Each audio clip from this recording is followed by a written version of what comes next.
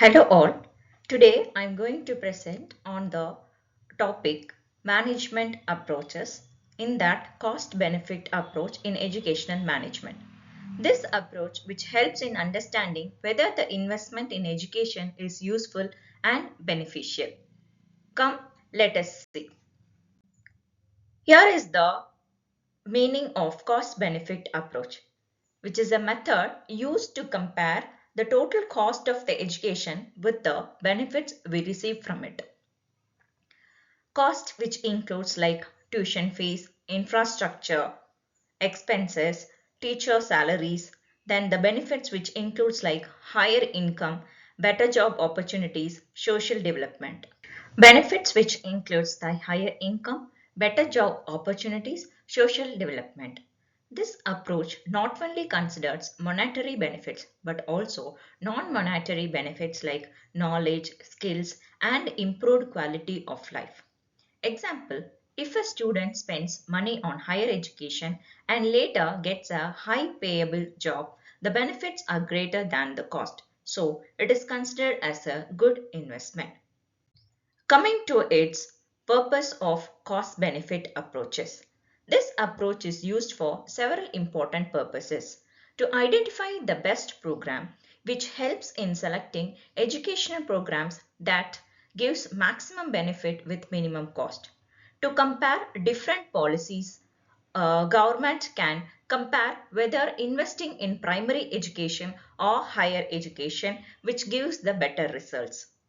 To reduce unnecessary expenditure, which avoids wastage of resources. To plan future educational cost, which helps in budgeting and financial planning. So let us see an example of this cost benefit approach.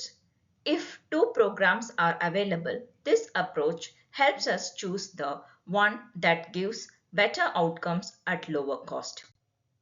So here are some steps which is involved of cost benefit analysis, which follows like this. So cost benefit analysis, which estimates the number of students compelling or completing the school. Predict how many will go for higher education. Calculate how many students will apply for the admission. Decide how many should be admitted in that particular academic year. So plan the duration of the courses. So these are the systematic planning and ensures that resources are properly used. So here are some influencing factors, like several factors which influences this particular approaches. So cost benefit approach, cost of education, where we can include like fees, infrastructures and salaries. Benefits of educations like income, skills, social growth. Government policies like funding and schemes. Admission policies which supports the number of seats available. Geographical location like rural or urban differences. Quality of education. Better quality gives better outcomes. So, a well equipped school may cost more but gives better results, so benefits may justify the cost.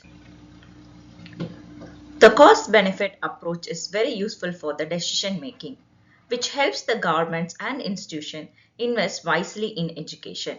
However, one limitation is that not all benefits of education can be measured in money, such as values, ethics, and personal development. The cost benefit approach, which helps in the analyzing whether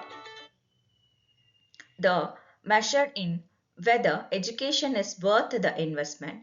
It ensures efficient use of resource and supports better planning for the future education.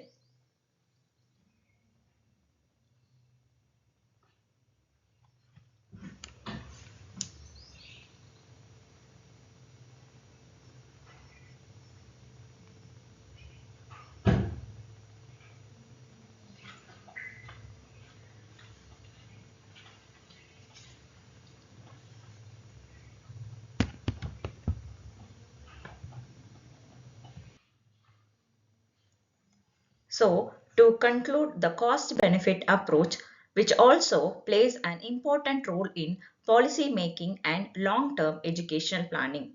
It helps the governments and institutions decide whether to invest more resources, such as in primary, secondary, or higher secondary education.